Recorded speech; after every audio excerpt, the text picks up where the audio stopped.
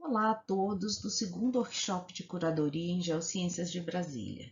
Eu sou a doutora Simone, bióloga paleontóloga, e vou apresentar para vocês os fitofósseis curados na coleção paleobotânica do MGEL.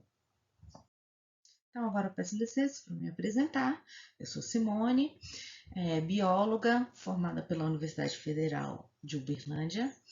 Fiz um trabalho todo voltado na área de reprodução, né, de plantas, e dei continuidade nisso, né, nessa linha de pesquisa no meu mestrado, que foi na área de botânica também, na Universidade de Brasília. Quando eu resolvi fazer meu doutorado, né, na Universidade Federal do Rio Grande do Sul, eu mudei completamente a minha linha de pesquisa, indo me bandear para as plantas fósseis. A coleção paleobotânica de Catalão, ela foi estudada por mim durante a minha tese de doutorado, que foi defendida em 2013 pela Universidade Federal do Rio Grande do Sul. É uma flora pleistocênica, né? E eu tratei dos aspectos da classificação, né, da taxonomia e da fitofisionomia também. Catalão é uma cidade do Goiás, próxima que é o Triângulo Mineiro, cerca de 300 quilômetros de Brasília, e aqui, mais ou menos a 20 quilômetros a nordeste do centro de Catalão, a gente encontra a Vale Fértil, que é a empresa que possui esse complexo carbonatítico aqui, chamado Complexo Carbonatítico Catalão 1, onde a gente encontra esse paleolago, tá? Nessa mina de exploração de fosfato. O Paleolago Cemitério, ele está localizado então nessa mina, né, de exploração de fosfato aqui a céu aberto, onde eu vou ter um lago, né, cortado verticalmente, com cerca de 300 metros de comprimento e 30 metros de profundidade. Nessa imagem a gente consegue ver parte do lago aqui em corte vertical, né? E cada bancada dessa tinha cerca de 10 metros de altura. E nesses locais foram coletados muitos materiais, inclusive material rolado. Foram traçados 3 perfis para fazer a coleta controlada. Então, aqui tem os locais, né? A seção 1, aqui a seção 2 e aqui a seção 3. Todos eles foram feitos coletas controladas, utilizando retroescavadeiras, né, da própria empresa que auxiliou a gente nessa coleta, mas também foram coletados muito material rolado, material que estava ali disponível, porque tinha uma riqueza muito grande em termos de quantidade e de qualidade de material, o que tornava impossível a gente não levar todo esse material para o laboratório a fim de fazer uma análise. E eles foram usados para fazer a análise taxonômica. A coleção de Catalão, ela é basicamente composta por amostras de folhas do grupo das angiospermas, tá? Na sua grande maioria. Então, ela conta com cerca de 750 amostras, espécimes tombados, tá? Fora o material que não foi tombado ainda. E também tem bastante folhas do grupo de samambaias, né, de pteridófitas, e encontramos também frutos, alguns frutos, como por exemplo nessa foto a gente pode ver uma vagem, né, em destaque aí as sementes. Então é possível também em menor quantidade, mas a gente encontra esse tipo de material. Basicamente, eu tenho 3 tipos de fossilização desse material. O mais comum deles é a carbonificação, onde eu encontro muitas folhas com sua parte e contraparte, né, com a compressão e a impressão. Temos também espécimes que foram carbonizados, eles sofreram, queimaram antes de serem fossilizados, tá? E temos também um tipo de mumificação no qual você tem a preservação do material, inclusive das cutículas, onde se pode fazer estudos anatômicos, né, mostrando toda a estrutura das células, né, da cutícula, os estômatos, tricomas.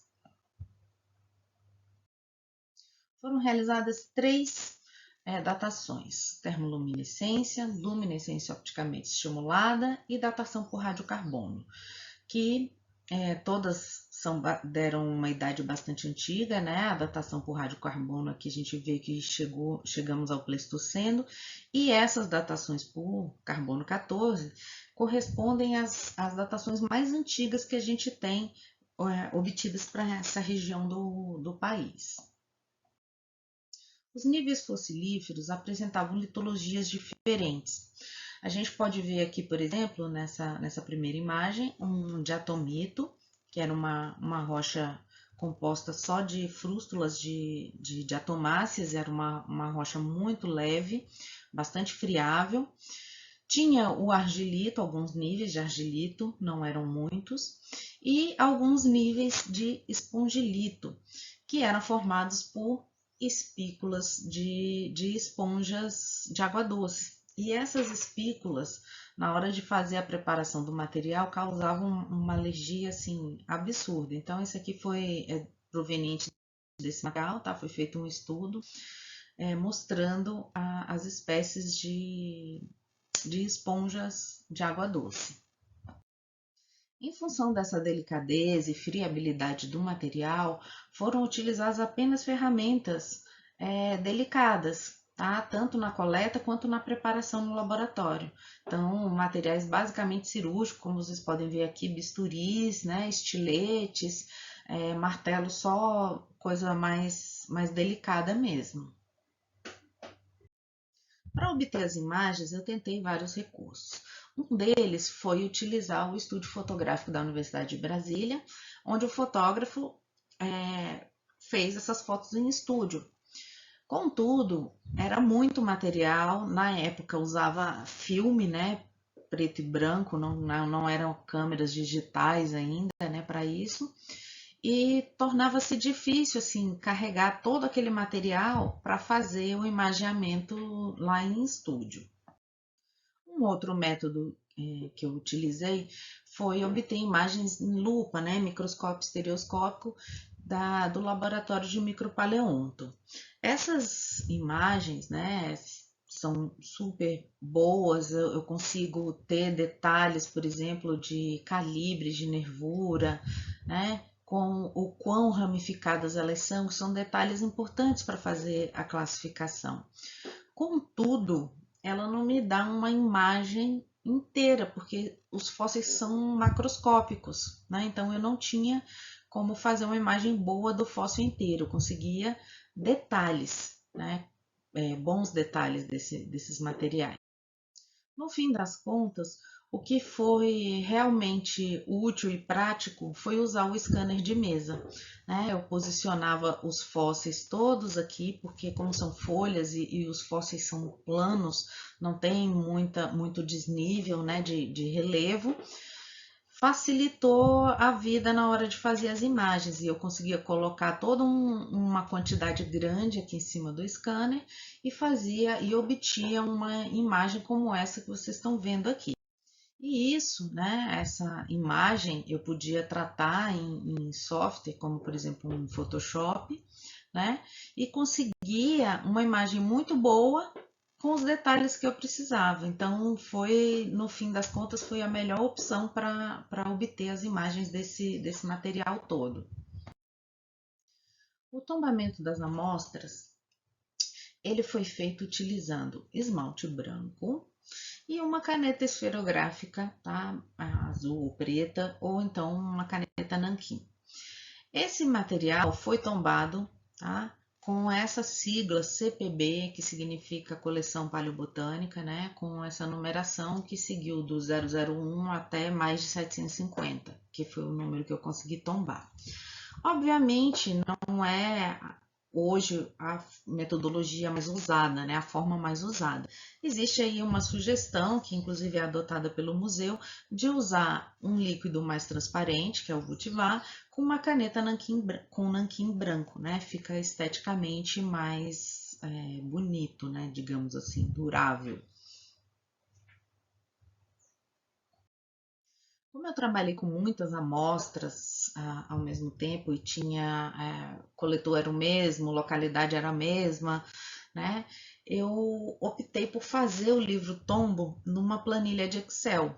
Obviamente, essa planilha também foi impressa, né, para não perder o arquivo, foram feitos vários arquivos de backup, e também porque facilitaria depois a localização e a procura, né, utilizando os filtros do Excel.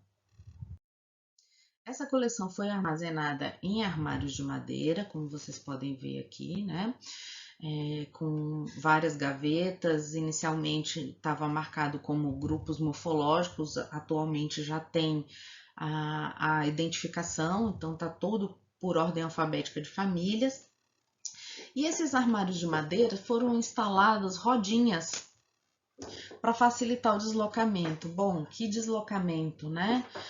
Para onde eu ia carregar todos esses fósseis, como vocês estão vendo aqui, ó. São os grupos morfológicos que inicialmente eram numerados e depois passaram a ter suas devidas identificações, né? Para fazer a identificação desse material, foi realmente um trabalho de detetive, né? Porque primeiro a gente precisava descobrir qual era o grupo de plantas, né, que se tratava. Bom, enfim, era fácil porque era um grupo das angiospermas, mas era necessário ter muito mais do que isso, porque é um grupo muito diversificado, a gente tem uma quantidade muito grande de espécies, precisava saber a datação para poder saber por onde começar, né? E que tipo de ambiente que se tratava aquele ali que eu encontrei aqueles fósseis. Como eu havia comentado, inicialmente, né, para fazer a triagem desse material, eu formei grupos morfológicos, nos quais eu colocava grupo 1, grupo 2, grupo 3, criei cerca de 60 grupos morfológicos, porque a taxonomia de angiospermas, a atual, digamos assim, né, de grupos atuais, ela é baseada toda na morfologia floral. E a gente sabe que flor não é um órgão que se fossiliza com facilidade. E aí eu tinha que usar outros critérios morfológicos, no caso, as folhas, né? Especialmente a questão da forma foliar, o padrão de nervuras, especialmente das primárias e secundárias, e o tamanho dessas folhas. Foi o que foi inicialmente utilizado para fazer essa triagem. Quais foram então os primeiros passos para fazer a identificação desse material, né? Primeiro, como já tinha feito a datação e eu já sabia que era Pleistoceno, foi possível fazer uma comparação com a flora atual, porque né, a flora de angiospermas já estava totalmente estabelecida, não tenho mais formação de grandes táxons e nem extinção, né, desse grupo de angiospermas. Então, eu precisava fazer um levantamento florístico, né, das famílias e espécies comuns da região, no caso ali de Catalão, que é uma região de cerrado, né, e buscar também em herbários, né, as coleções que registram que tipo de espécies que tem naquela localidade, né, e associar com os meus grupos morfológicos. E aí, obviamente, eu contei com o auxílio de botânicos, especialmente Lúcia Helena, que foi minha co-orientadora do herbário da UNB, que me ajudou enormemente. Sem ela, não tinha conseguido fazer essa identificação no nível que se conseguiu, né? Bom, mas para fazer essa identificação, eu tive que levar a minha coleção para dentro do herbário. Né? Já que as plantas eram comparáveis com as plantas atuais, eu precisava corroborar com as espécies atuais. E aí, por isso, os armários tinham rodinhas, porque eles foram transportados da geologia, né, da micropaleonto, onde se encontrava o material, até o herbário da universidade. E ali ele ficou enquanto foi realizado todo o levantamento taxonômico. E aí era vasculhado pasta por pasta. A coleção de herbário da Universidade de Brasília é uma das maiores coleções que a gente tem no país. E aí eu consegui fazer comparações desse tipo, né? Então isso aqui era uma comparação feita no herbário, depois a foto feita, tratada de forma digital, corrigida, né, digitalmente. Bom, então, eu usei o herbário da UNB, né, fazendo essas comparações que eu acabei de mostrar para vocês. Usei também o herbário da Universidade Federal de Uberlândia, que foi onde eu me formei, né, fiz meu curso de biologia lá, conheço o pessoal. Aproveitei que é uma região muito próxima de Catalão, né, então teria uma flora muito registrada muito próxima à que tinha naquela região. E usei também herbários virtuais, nos quais eu pude fazer comparação, né, visual, utilizando buscas, né? Colocava lá a família que eu tinha interesse, o gênero, e aí eu tive acesso, né, a essas essicatas, como vocês podem ver aqui, né, com um nível de resolução muito alto, que eu conseguia ampliar as folhas e procurar os detalhes que eu estava buscando. Essa coleção, ela tem uma grande variação no grau de preservação.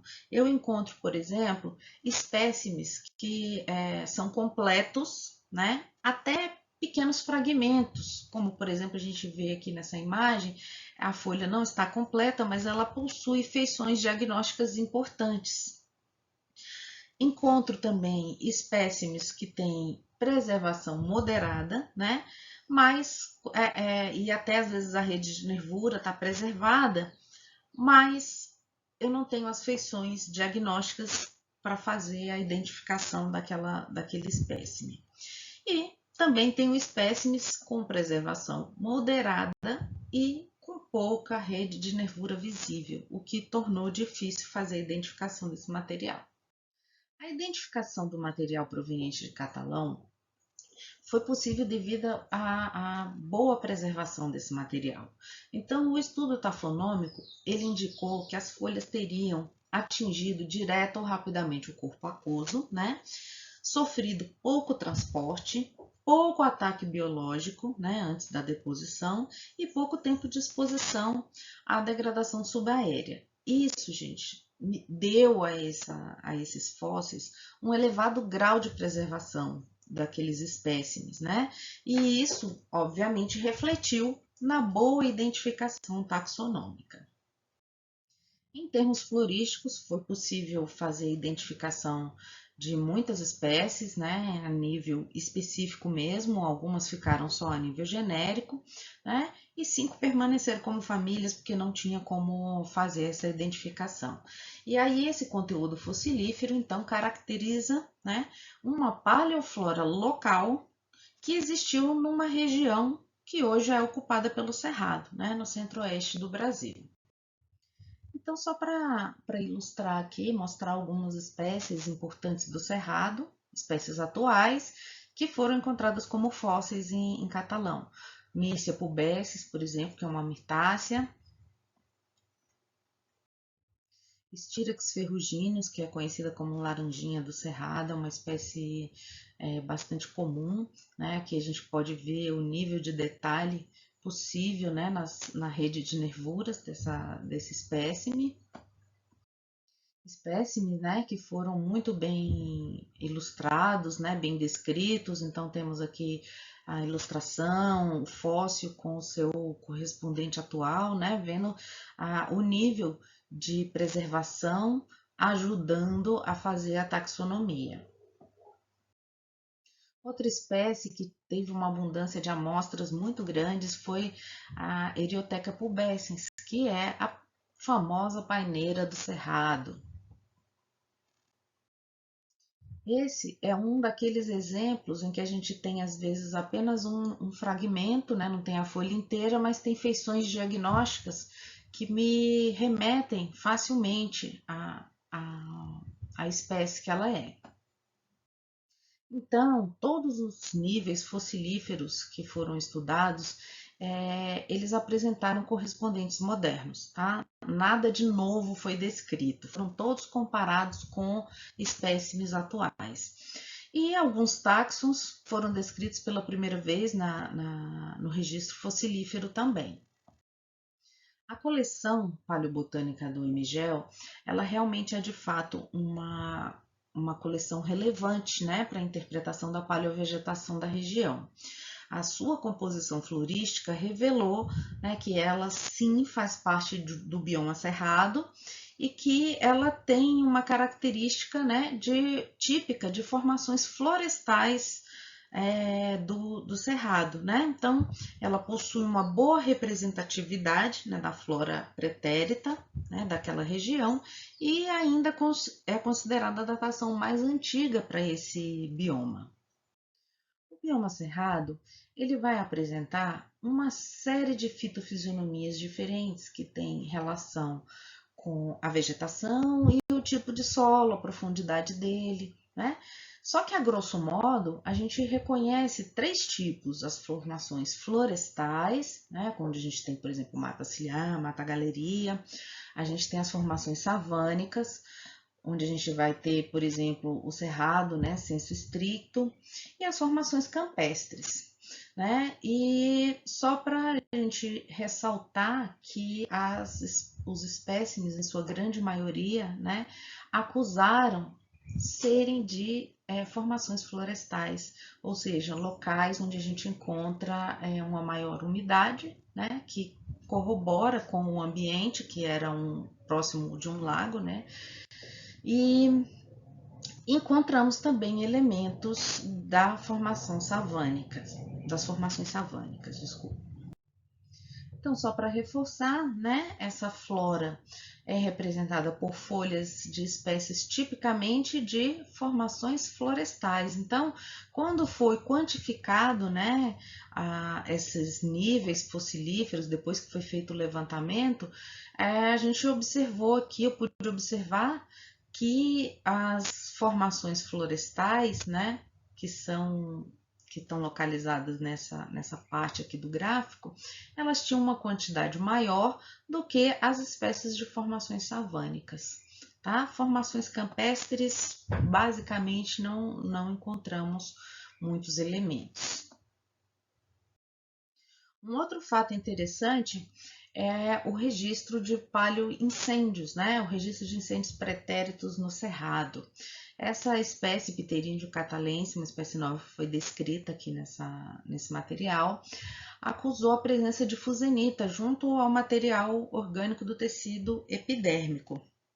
E a gênese da fusenita está associada a um processo, né, de carbonização por pirólise, ou seja, pegou fogo antes da sua deposição, né? Então já acusava aqui incêndios naturais durante esse período do Pleistoceno. Nesse mapa foram plotadas as localidades onde a gente encontra floras de angiospermas cenozoicas no Brasil. Né? Então, o catalão está aqui, ó, localizado, que é uma flora pleistocênica, e nós temos várias outras aqui, né? Talvez esteja um pouquinho desatualizado, mas tem basicamente todas as floras cenozoicas brasileiras. Então, de acordo com aquele levantamento que a gente viu ali no mapa, temos cerca de 22 localidades de floras cenozoicas no Brasil, tá? Sendo que 7 delas são floras quaternárias, tá? E aí Catalão está incluído nesse pacote aí dentro dessas 7 localidades. Mesmo a gente tendo essa quantidade, né, de levantamentos feito no Brasil, Catalão constitui uma localidade extremamente importante, porque é onde foram encontrados o maior número de táxons, né, de angiospermas que já foram identificados, tá? Que são identificáveis. E muitas dessas amostras ainda não foram estudadas, então existe aí uma fonte grande de material para pesquisas futuras. Essa coleção de Catalão, ela é extremamente importante como fonte de estudos, porque temos uma qualidade muito grande de preservação, né, das amostras, uma quantidade de material paleobotânico disponível também muito grande, e um controle estratigráfico das coletas junto ao sítio. Né? Então, isso, gente, são feições únicas para registro desse tipo no Quaternário do Brasil. Então, me despeço aqui de vocês com essa belíssima imagem de Maquera acutifolium, uma espécie de leguminosa muito comum no Cerrado e que tinha uma quantidade de amostras fantástica. E agradeço a todos pela presença, por terem ficado até o final, e agradeço a comissão pelo convite, e estou aí à disposição para tirar qualquer dúvida de vocês. Até uma próxima!